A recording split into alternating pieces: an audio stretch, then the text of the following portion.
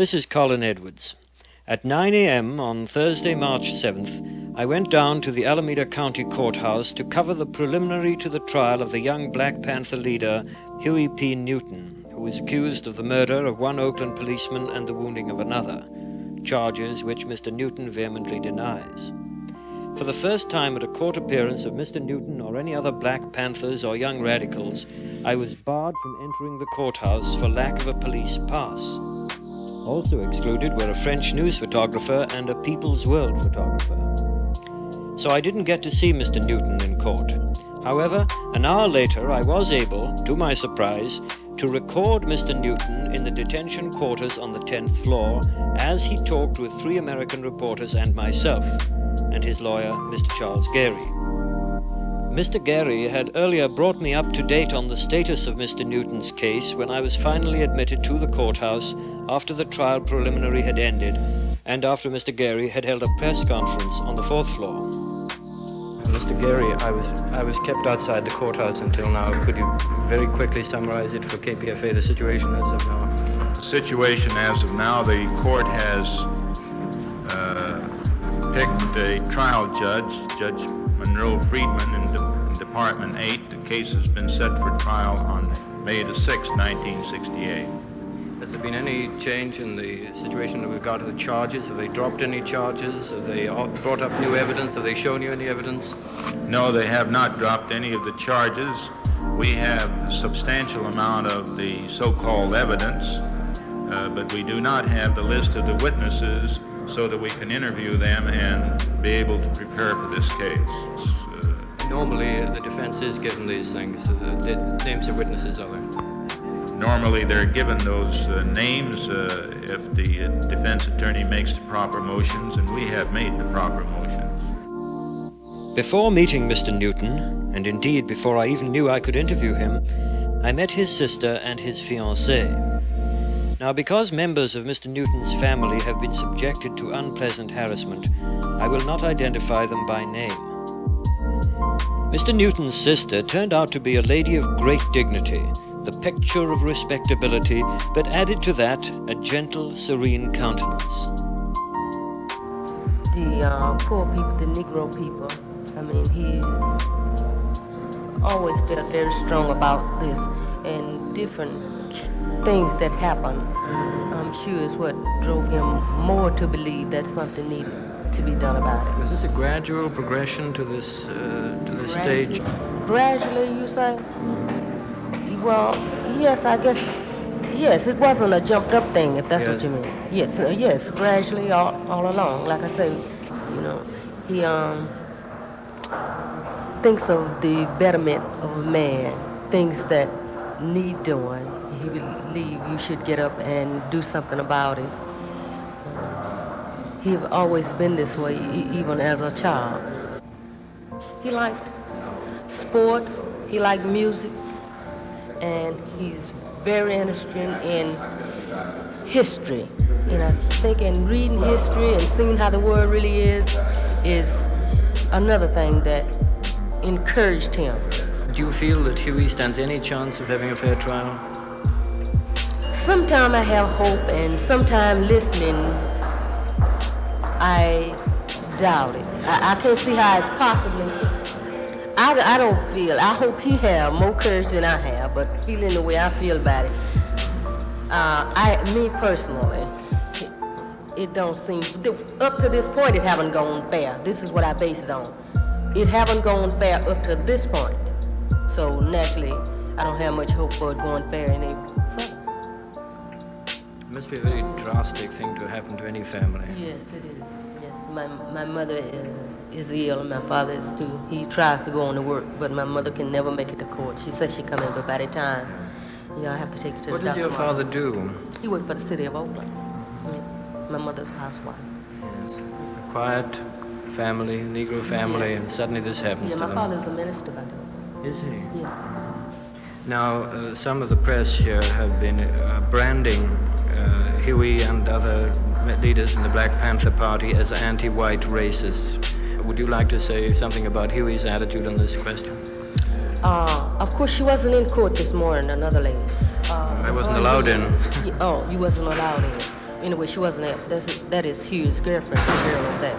But before he met her, Huey's girlfriend was a white girl. So this proved. Before that girl, she was a Filipino girl. So this proves that he has no problem. He's not British at all. And my father is half white. So this goes kind of far back, so we have no connection with the white family. But I mean, this would kind of detour the prejudice. Mr. Newton's fiancée, an extremely attractive young black lady with classic features, is, like Mr. Newton himself, very musically inclined, and she has shown great promise as a singer. I asked her too about the anti-white label applied to Mr. Newton. As far as being anti-white, this is, ridiculous. I think this is just retaliation on the part of the system to, try and knock the Panthers, to try and say that the Panthers are wrong, and to use any sort of devious methods against them. Huey has always expressed that he is anti-oppressor, and I am anti-oppressor. And I think that any person that believes in right would be anti-oppressor. It's not anti-color of any kind, it's just the oppressor. Well, Huey is he's a very energetic person, dynamic, very kind and gentle. For instance, every time he passes me, although we're in the same house or in the same room, he'll say, "Hi, how are you doing?" Or he's very considerate towards people. Did he talk much to you about his future, his plans, his hopes? Well, we both believe that this is just another obstacle and that it will soon be over. And from there, his future too much hasn't been mapped out, but I'm sure we'll be working on it. How do you feel about this trial? Do you think that he stands any chance of getting a fair trial? As it stands now, as far as fairness, I don't think that fairness is being displayed in the many things that have been brought up in the trial. I think that it's a deliberate attempt to railroad him. But I believe that because he is right, and I believe that he is innocent, and I believe in him, that I think that things will work out fine. We look forward to them working out. Have you suffered any victimization or harassment of any sort as a result of having been close to Mr. Newton? Well, calls to my job, my home, being followed. Being followed by whom? I don't know, just men in cars, and just the regular intimidation process that they go through. But this, because of my belief in Huey and in the philosophy of the Panthers, that I don't let anything like that bother me. Have you suffered any ostracization at all? For instance, you work in an office, do you? Yes, I do. Mm-hmm. You're a secretary, are you? No, I'm a counselor. Have you suffered any sort of reactions from people there as a result of this case or the whole Black Panther movement? Some. You work with white people, I take it. No, I work with primarily black people. I work with some white. And oddly enough, some of the ostracization came through black people, I shouldn't say black people, I should say, in quotes, Negroes, unquote. And, but I think that everyone is just sort of resolved to the fact that I'm with you and there's nothing that anyone can do about it. So they've sort of swallowed it. Well, now let's meet Mr. Newton himself. He's a rather handsome young man, a sort of darker-skinned version of Horst Buchholz or Warren Beatty. The photographs on the posters and pamphlets I've seen really do not do him justice. With me interviewing him in the cell were Mrs. Joan Didier, who is a Saturday Evening Post columnist, Mr. Ray Rogers of the Los Angeles Times, and Mr. Eldridge Cleaver, an editor at Ramparts magazine and himself a prominent figure in the Black Panther Party. Mr. Newton's attorney, Mr. Charles Gary, was also present, and he put in a question or remark once or twice. Copyright to this group interview belongs to the Huey P. Newton Defense Fund, without whose specific consent no reproduction or publication of Mr. Newton's remarks can be made. The next voice you'll hear will be that of Mr. Huey P. Newton. We ran into the problem of people misinterpreting us as a political party. They use the word for self-defense as they defined us then as a group that were a paramilitary group or bodyguards of something of this nature. But we found that it was very difficult. Even in our program, we described or defined ourselves as a political party, but yet people seem to misinterpret the definition of what self-defense is all about. We realize that when we're assaulted in the community by the Gestapo tactics of the police, this is also a political thing. We're assaulted because we're black people and because the power structure finds it to their advantage to keep us imprisoned in our black community, and as a colonialized or a colonial people are kept by some foreign power. So the police is only an arm of the white power structure, used very similar as their military force, which it is a military force. It's their local police, and you have the National Guard as the national police, and then you have the regular military as the international police. And these police are used to occupy our community just as a foreign troop occupies territory. They don't live in our community, the police, and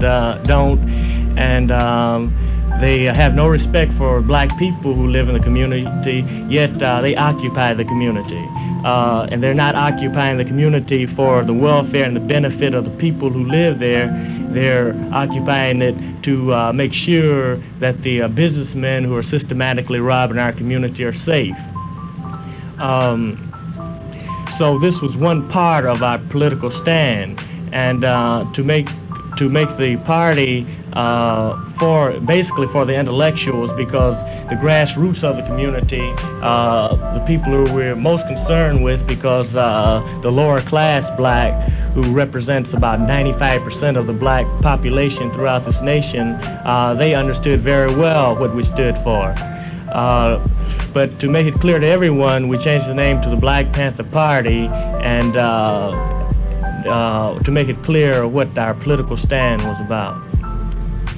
Mr. Newton, some newspapers and radio stations, television stations, sort of brand the Black Panther leadership, you and Mr. Seal and others, as anti-white, racist, sort of counter-racism. Would you like to clear up this matter? Yes, that the Black Panther Party is against racism. We're not racist, but we stand to protect the black community and to rid America of racism. We're subject to the tactics of racists by the white establishment, and but it's a very common thing for the people who are in control of the mass media to define the victim as the criminal, or to define the victim of racism as the racist. This is just a propaganda device that's used by the power structure so that they will gain support throughout the white community, who a small portion of it happen not to be racist. But in order to consolidate their troops, they will claim that we want racism, therefore to turn all white people against us. Have you felt good about some young white people sort of coming out in support of your case and taking a political position on it? Yes, the white revolutionaries, or the enlightened part of the white community, has responded and came to the defense of the black community, and have come to the defense of the vanguard group of the black community, which is the Black Panther Party, and that we think we'll see more of this in the future. Could you talk for a moment about yourself, your life, before the Black Panther Party? I think that before the Black Panther Party, that my life was very similar to most black people in the country. I'm from a lower class black family, a working class family, and I've suffered the abuses of the power structure just as all black people in America have.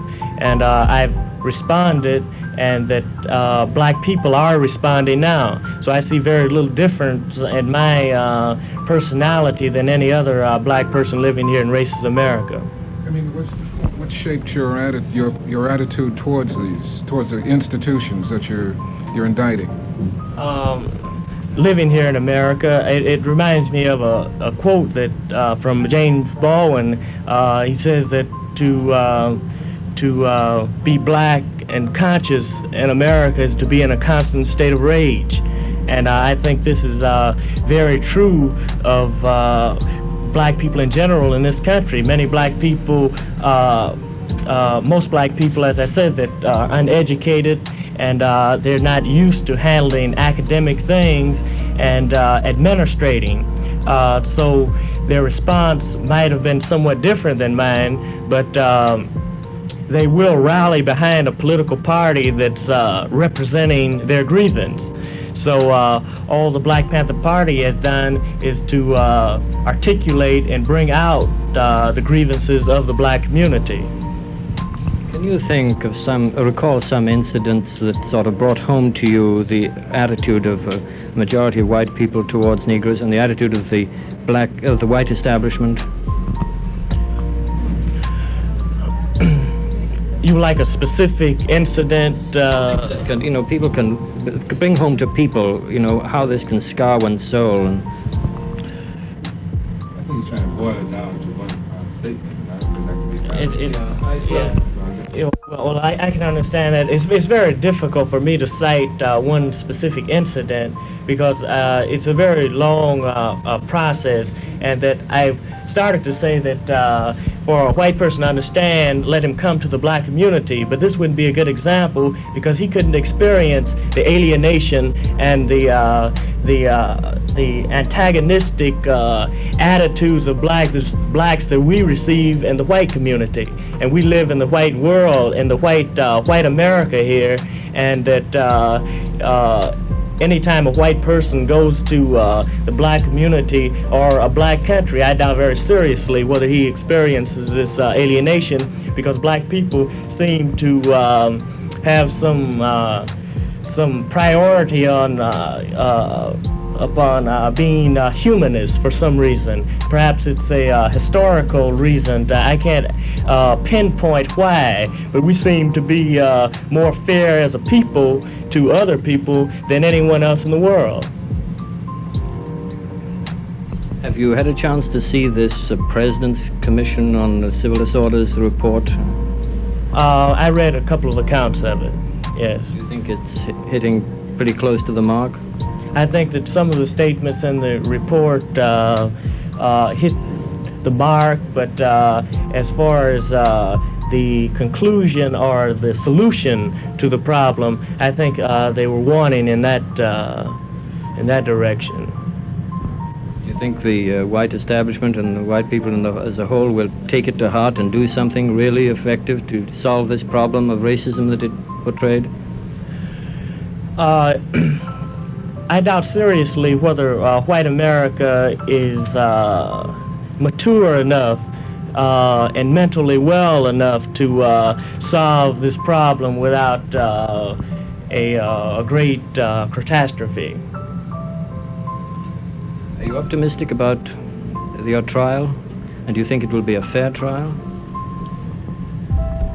Well, I think that black people will make very sure that I receive a fair trial. I have no faith at all in the court system, because I've already suffered an injustice by being indicted by an all-white middle-class grand jury.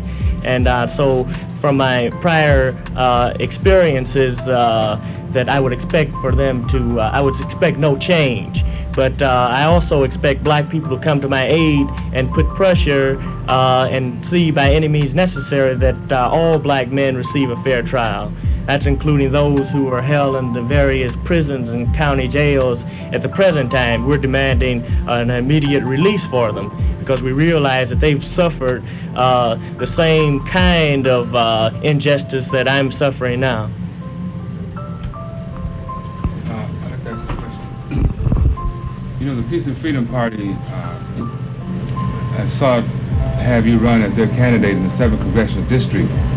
And we understand that you stated that if the Peace and Freedom Party would endorse the 10-point program of the Black Panther Party, then you would feel free to run. Would you like to comment on that? That's very true, that the Black Panther Party feels that the essentials that we cited in our platform, the 10-point program, is necessary for any group to accept if we're going to work in coalition with them.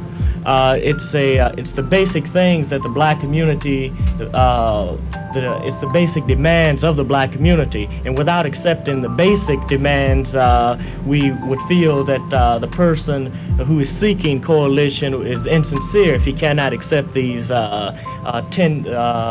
basic philosophies. Points in the 10-point program is the elimination of all black people from the draft, right? Yes, that's part of it. We have a 10-point program of what we want and what we believe, and that we state that black people should not be made to fight in a war and to serve in the military and to serve a government that is not working in our benefit and that's not working for our general welfare. That if the government is working against black people and for the destruction of black people, we don't see any need at all for black people to serve in that military that's oppressing us and other colored people throughout the world. So we demand that all black men be released from the military service and not serve at all until this government rightens the wrongs that have been perpetrated against us. Well, it's not an objection to this specific war. It's an objection to our government, right? It's an objection to the specific war in particular and the government in general. We don't see where we would fight anyone for this racist government that's only oppressing people for economical reasons and race reasons as they're oppressing us in our black colonies throughout America. How do the Panthers stand in relation to some black nationalist groups like Kalingas and Watts say? Is there any point of where you come together? Yeah, I'd like to elaborate on that. In the first place, that the Black Panther Party is a political party. I don't believe that Ron Karenga claims to be a political organ. Secondly, that Ron Karenga and some other nationalist groups seem to be somewhat hung up on surviving Africanisms or what we call cultural nationalism. And cultural nationalism deals with a return to the old culture of Africa, and that we would somehow become free by identifying and returning to this culture of Africa, say, that was in the 1100s or before then. And somehow they believe that they will be free through identifying this manner.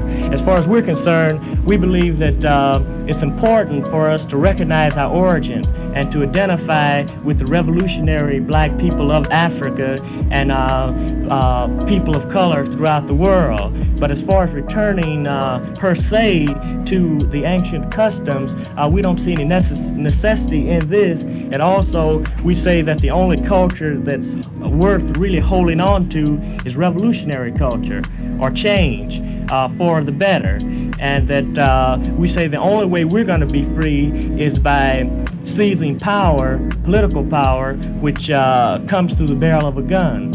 And we say that we will identify so that we will have this consolidation of people, so we have strength, and that we will respect ourselves and have the dignity of our past, but many things connected to the culture that we don't feel it's necessary to return to. The Black Panther title and symbol was introduced, I believe, by SNCC in Mississippi and Alabama when they started the Black Panther Party or movement down there. Was this what gave inspiration to the creation of the Black Panther Party here?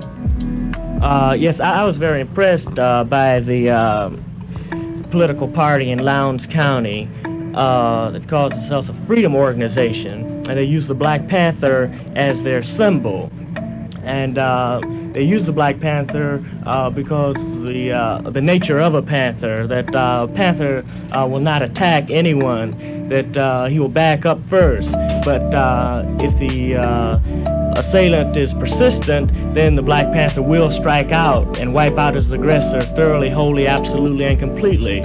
So we thought that the symbol would be very appropriate for us, and also that I was very proud of the move that black people in Lowndes County made. Have you had any expressions of sympathy or support from overseas yet? That at this time that black people all over the world are supporting each other, that we realize that we're being treated by the race of America within the country as other colonized people are treated abroad, because for economical reasons, just as we are abused, and also for race reasons. I would like to say that communications are kind of bad up here between Huey and the outside world. For instance, they impose restrictions on newspapers and magazines, that he could receive books and so forth that would keep him informed on what's going on around the world. Very essential information. Were he able to get news from the outside, he would know that while Stokely Carmichael was in Africa, there was a Free Huey rally held in Tanzania, and that President Kwame Nkrumah and Sekou Touré have issued public statements to the effect that Huey Newton should be set free. So that there is an awareness, news clippings and so forth are sent around the world, and people around the world are aware of this case. They're aware of the pivotal nature of the case, and I'm sure this will become public knowledge when people start checking it out. If you are acquitted and set free, I presume you'll continue into a political career. Have you thought of returning to law, or are you now bound definitely onto a political career to change those laws in the Congress or in the state government? As far as a career, I have one desire, and that's to go on fighting for the liberation of black people throughout the world, in particular the black people here in America. I would like to relate to the Black Panther Party and our political stand that black people must arm themselves. I think that this has been misinterpreted a number of ways many times. That we've made the statement or quoted it from Chairman Mao that political power grows through the barrel of a gun. And the Black Panther Party has analyzed this statement and has come up with the clear realization that anytime a people are unarmed and the people and the administrators of that country maintain a regular police force and a regular military, those people, the people of the country, are either slaves or subject to slavery at any given moment. That administration desires to inflict the force of their military or police upon the people. So we say that as long as the military and the police force are armed, then black people should arm themselves. And the many people have spoken of violence. Well, we're advocating violence. We're not advocating violence, but we are advocating that we defend ourselves from the aggression, and that if America is armed, and if it's right for America to arm herself and even commit violence throughout the world, then it's right for black people to arm themselves. And then if it's wrong for America to to commit this violence, then, or if it's wrong for black people to commit this violence in their own self-defense, then it's wrong for America to commit this violence against people in America and throughout the world. So it's a statement. It reminds me of a statement that Ronald Reagan made shortly after our appearance at the Capitol. That he said something to the effect, or paraphrase, that in this enlightened time that people cannot and should not influence other people by the use of physical force and the gun. But at the same time that we see throughout America the police being heavily armed, and now not only being armed but escalating the war against black people and our black communities by ordering heavy military equipment. And we think that Reagan should take a look at what he's doing and what this American government is doing before he criticized black people for arming themselves to defend themselves against the aggression of America. Do you see yourself as playing a part, say, things assume an orderly process now towards reforms, playing a part in the political scene through the present political structures? I think that the present political structure is bankrupt, and this is what the game is all about. That the present political structure has perpetuated and protected racism and inflicted racism. So we say that there has to be a drastic change in the political structure. As far as my running for office, that I would only serve one purpose there as a spokesman to articulate the grievances of the black community. And as far as playing the game that some black politicians have traditionally played, that the day has come for this kind of action to be over. For instance, this is one of the reasons that we feel it's necessary to arm ourselves in a political fashion. It's a very important thing. For instance, when any candidate is going up for political office, that he always, in the white power structure, he always has political power behind him. And political power is, you can find it in a number of areas. You have feudal power, or the farmers who own much land, and of course they will put a candidate up who will serve their welfare and speak in their behalf. And the other his political colleagues, the people he has to work with, understand that he has his power behind him. For instance, if the farmers don't get what they want, then they'll let the crops rot in the field if they don't get the price what they want for the crops. And then you have big business power, or economical power, where the people who own big businesses will get behind a candidate, and this candidate will simply relay the message of these people who are in big business.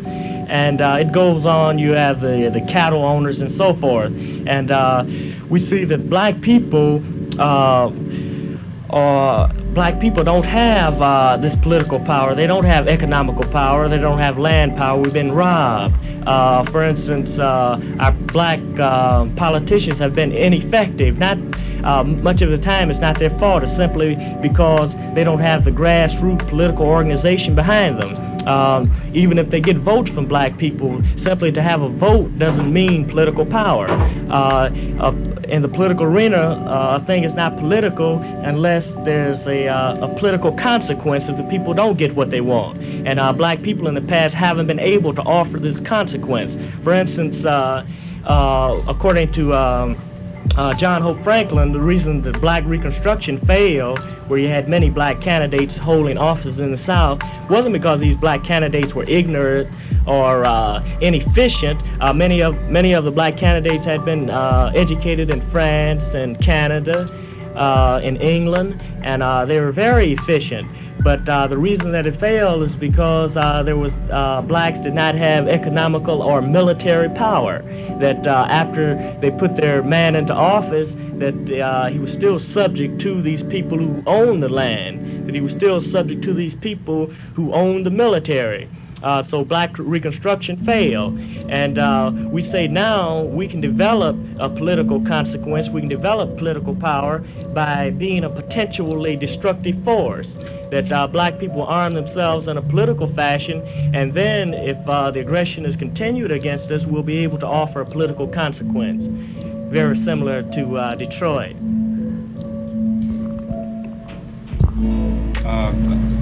It's quite a phenomenon going on in the black community these days.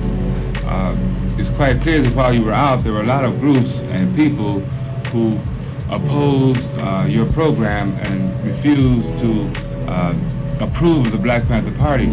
But since you've been in jail, a lot of people who opposed you have turned over and are now members of your party. Also, it's becoming necessary for people to take a public stand on this issue because the black community is demanding that. One thing, they demanded that Willie Brown in particular and all other black elected and appointed officials take a public stand. They asked the ones who are members of the legislature to stand up on the floor of the legislature and speak out in your defense. They're demanding that. It's having a political effect because this is an election year. For instance, John Miller and Byron Rumford are trying to run for the same office in Oakland, the 17th Assembly District. Willie Brown is running again, and John George is seeking to be elected to Congress. And all these people have before them the whole question of where they stand on Huey Newton, and not a meeting goes down without that coming up, and I thought you might be interested in knowing that. Yeah. Would you expect that to happen?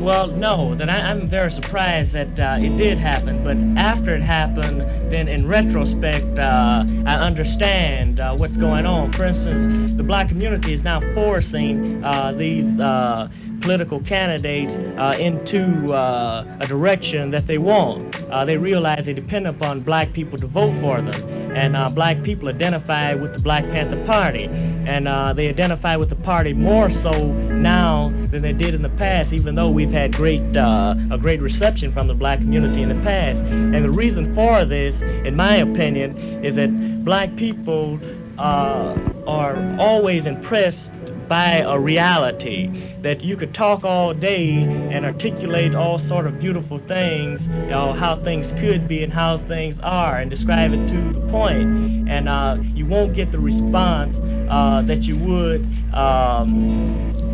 when a reality is put before them. Black people have understood what I've talked about, and now that I'm being subject to these very things that I've criticized, they can sympathize with the party on this. And also, it makes them look around and observe. It brings to their consciousness many things that are happening in the black community that are wrong, many things that people have spoke about, and many things that people have suggested change, and they haven't responded to the magnitude that they're responding now, simply because it's reality. You cannot deny a reality. And anything that I've said in the past, if it didn't relate to the situation, then it was my fault and it wasn't the situation's fault. So black people now are only relating to the reality of their existence. They realize that it's not only Huey Newton who's being persecuted, but it's the black community throughout America, and they are responding in their own defense.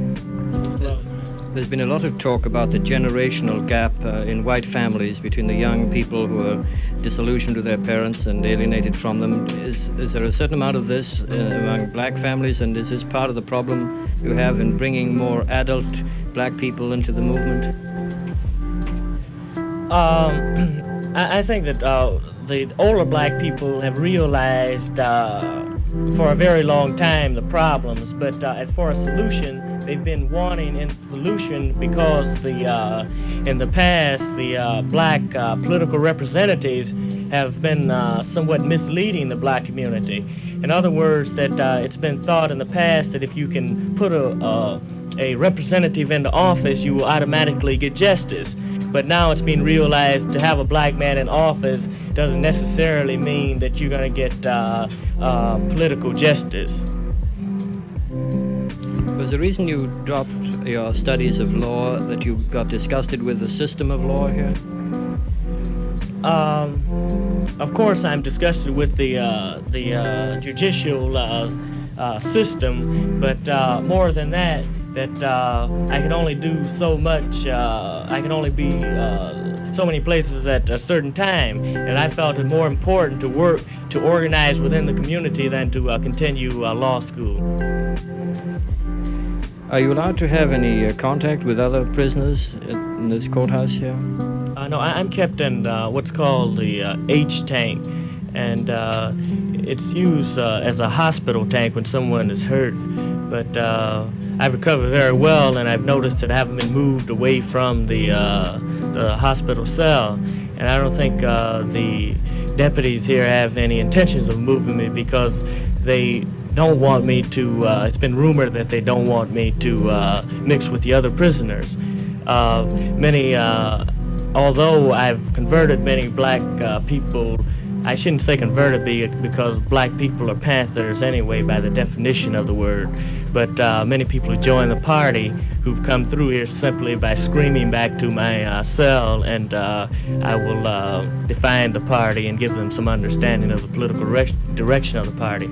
I haven't been abused here primarily for the reason that the department has been admonished by the black people to keep their hands off. For instance, when I first came here, this is a rumor again from a reliable source that the captain notified the deputies not to treat me any differently than other prisoners.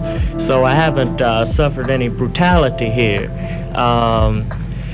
The attitude of the deputies have been somewhat hostile, and just yesterday, for instance, that I got into somewhat of an argument with one of the deputies for a very petty reason, and the reason was this, that the deputies here demand that when any prisoner addresses him, he should address him as Sir or Mr., and of course, they address the prisoners as by the prisoner's first or last name. I was asking one of the deputies something yesterday, and he kept walking, and then he abruptly turned around and came back, and he said, whenever you address me, you call me Mr. or you call me Sir. And I told him very fine that I would do that, but in return I would demand equal respect, and that he would speak to me as Sir or as Mr. And he got very upset, and he stormed out and approached the lieutenant and told the lieutenant his problem, that a prisoner wouldn't call him Sir, and gave some indication that he wanted to put me in the punishment cell, where I was asking him if I could shave, because we don't have facilities within our tank to shave. We have to be taken to the barber shop. So the lieutenant then told him, and then this is a hearsay, that well, don't take him until he says Sir. And fortunately, another deputy came around and gave me a shave, because if he hadn't, I would be forced to grow a beard down to my knees before I would say Sir if I wasn't given equal respect. This is only to relate an attitude, but as far as physical brutality, I haven't received that. While you're here, what can you do? Well, occasionally I get the paper about a day late, or I have a few books that I've been reading.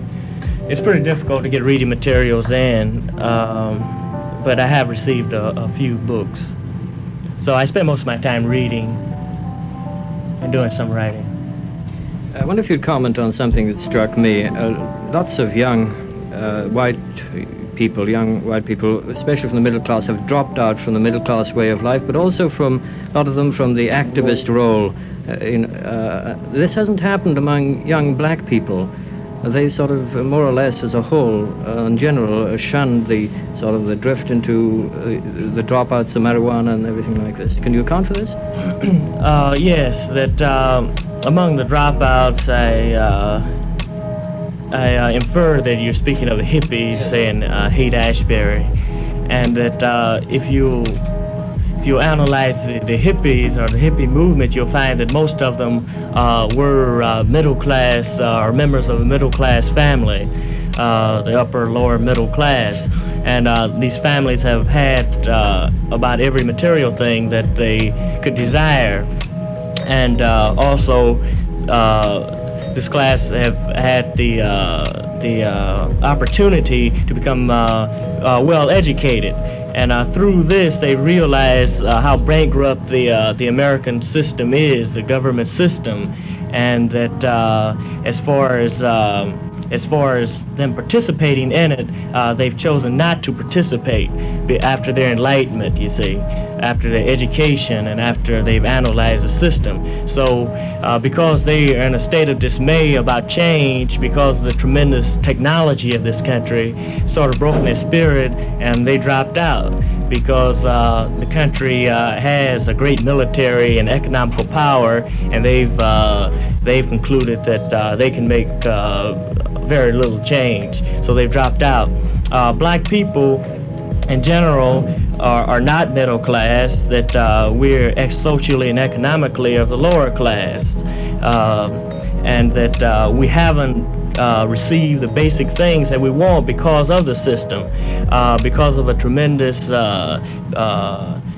spirit, because of a great revolutionary fervor that we've kept ever since we were brought here to this country from Africa. We have not been broken, and we're still striving, and we say that our spirit is greater than the technological developments, and that we can and will make changes. So we don't have time for anyone who's dropped out of the struggle for freedom. There are a lot of people interested in the executive mandate number 3 that you've issued to the Black Panther Party. Would you care to comment on that? This was the mandate that.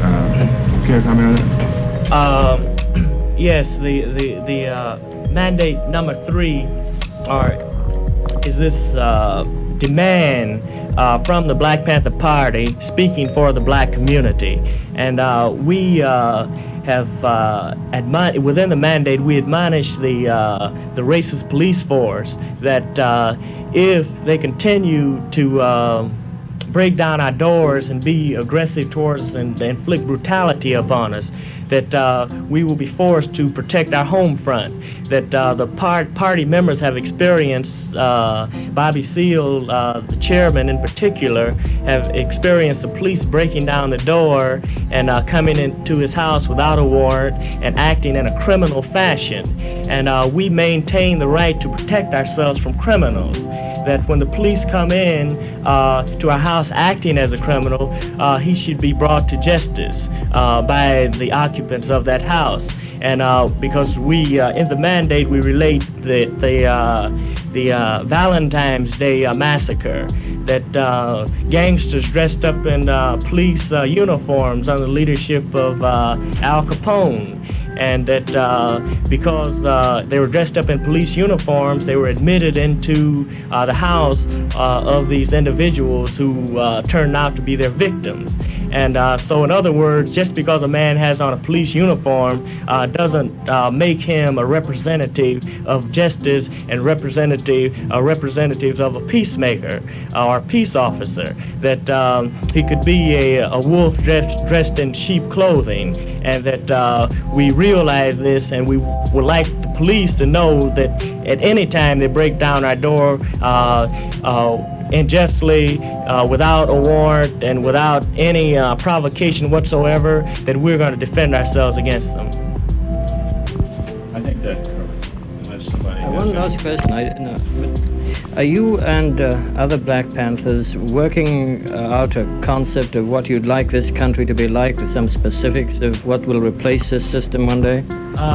Yes, that the Black Panther Party you'll note, has demanded full employment.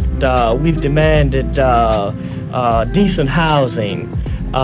We've demanded good education and justice. And we feel that this the system as it is cannot give this to us.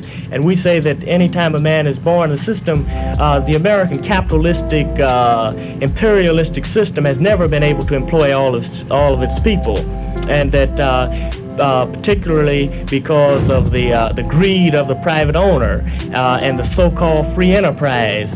We note that when the American white people speak of free enterprise, that goes along with the idea of capitalism, that they assume that everyone has had the freedom of competition to compete with the next fellow, and it turns out the man who works hardest will reap more.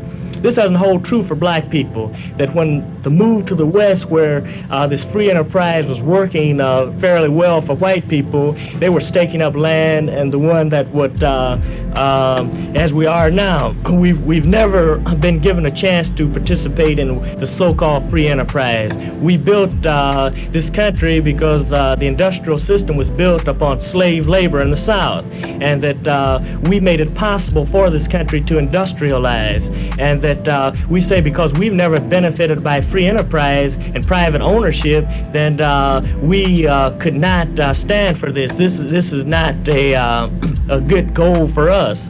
So we say that whenever a man is born on a soil, he has a right to live, and to live, that he's going to have to work. And if he can't work because of some physical reason, then it's up to the administrators of that country to support the individual because of his right to live. Now, if the administration says that, well, we just can't possibly employ our people, then we say that system has to be changed, and we say that we put in new administrators who are really interested in the welfare of the people of the country. And as far as the means of production, we say that if the way the means of production are being handled now, if it's not working, then it has to change. If private owners can't give full employment, then we say that then the means of production be taken away from them, put in the people's hands. We'll have managers or administrators to run our production system for the welfare of the people in general of the country. So we say that this is the richest country in the world, and that we're sure that the country can give it full employment if it wanted to. If you didn't have the greed of profit and racism in the country, tomorrow you could have full employment. Mr. Carmichael recently said that socialism does not suit the black people, communism doesn't suit the black people, but he omitted to say that capitalism doesn't suit the black people. Do you think that is significant, or from what you've said, I take it that you don't think capitalism has served the interests of the black people? Prime Minister of the Black Panther Party, Stokely Carmichael, said that communism hadn't answered the problem of black people because it didn't relate to racism. He said that, I remember him saying that capitalism didn't answer the question either. Perhaps I'm wrong on that, but as I read it, that he said that capitalism did not answer the need of black people. Now, I believe he said that it was irrelevant at this particular time. I don't think he was making a projected analysis of the subject matter. I bring this up because it's confused some people, and I think clarification is good. What I want to point out is this: if you just say that if you had a communist structure here in America, a communist structure without relating to racism, communism relates to an economical system that the means of production will be in hands of the people, and the people will put administrators up to run their production machinery, and there will be no profit. There will only be wages that will go back into the community and for the general welfare of the people. Now, if you just treat it per se as communism in this country, I would say that it wouldn't work. I would say until you get rid of racism, racism is a psychological thing that stems all the way back to England and Europe in general. That when the European met the African, and that I have my own opinions about what happened during that time, or some conclusions that I've drawn about it. For instance, that I think it goes so deeply psychologically as the difference and the culture of the European, the difference in the culture of the African, and particularly in how the European worship. For instance, the European had this one God that he said defined as all good, and he was created in the image of this God, and of course God can do no wrong, and that since he was God-like, he could do no wrong. And as far as sexual drives and so forth, this had no place in God's mind, so therefore it shouldn't have any place in the European mind. And because the Europeans started to be sick then, because this was a big deviation from the human nature, sex drives, that so he was looking for witches and everything else to blame his own human nature on, and he couldn't fall beneath the grace of God, so he would say that, no, I'm not causing this within myself, so someone else must be.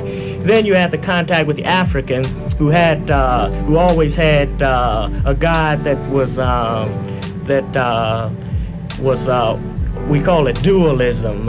In Europe you had absolutism. And in Africa, south of Sahara, where most black people came, you have dualism, where the God has two or more heads, and one good head and one bad head. And the African was created in God's own image, and that when he was out of the good grace of the good head, that he would try to manipulate and get back in so that the bad head couldn't do him any wrong. But yet he recognized himself as both bad and good. So he had self-acceptance, and he didn't need to put off his human drives on other people.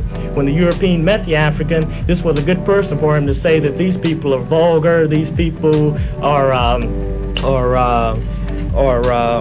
pagans, and every other kind of derogatory word. So this was, it had nothing to do right at the present moment of any economical thing. It was strictly a difference in culture and a sick mentality of the European. And I say that you have the European coming to America here and made up the American colony, and he brought this psychological sickness with him. And as far as an economical structure changing his sick mind, I doubt if this will happen. He needs a psychiatrist or some mental therapy. And I say that as far as economically, black people cannot profit by capitalism within the structure, and that as far as socialism solving the problem per se and all together, I doubt seriously whether it can. I believe that it can solve the economical problem. But as far as the mental attitude, who is to say that after we choose these representatives that and everyone is profiting, are supposed to profit by the wealth or the materials that are in the country? Who's to say that this even is not going to be handled in a way of discrimination? So I say that anytime we talk about a political or economical thing, we can't just dismiss the psychological part. You're looking for a more complete and fuller ideology and more advanced one. That's right. It's true, is it not, Huey, that racism got its birth through economic reasons, so that one group could superimpose its economic power over the other? I would agree with that. I think that a prime thing was the economical rape of Africa. But at the same time, why did the European choose the African south of Sahara to enslave? Now, some accounts that I've read by Basil Davison and Melvin J. Herskovich stated, and it's on record, that the priest in Spain made a statement that don't enslave those Africans north of Sahara, because they worship one God, and but it's all right to enslave the Africans south of Sahara because they're pagans and they're not humans. They lack a soul.